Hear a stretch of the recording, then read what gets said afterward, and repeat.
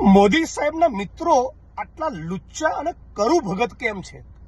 નીરવ મોદી કરોડોનું કરીને ફરાર, વિજય માલ્યા કરોડોનું કરીને ગુજરાત અને દેશની જનતાને લૂંટીને ફરાર, સંડેસરા ફરાર, અને હવે નવા મોદી સાહેબના એક મિત્ર રાજેશ મહેતા રાજેટ એક્સપોર્ટ નામની કંપની ચલાવતા હતા.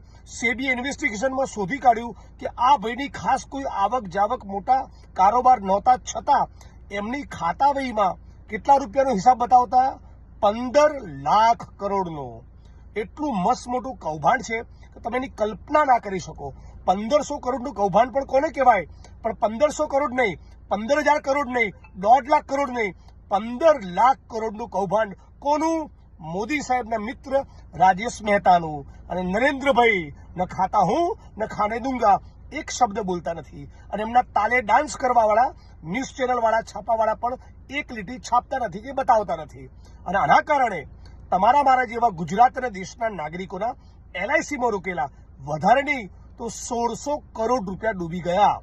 અર્થાત કે 1600 કરોડ રૂપિયા પેલો માણસ મોદીનો મિત્ર રાજેશ મહેતા સ્વાહા કરી ગયો. બોલો જય શ્રી રામ.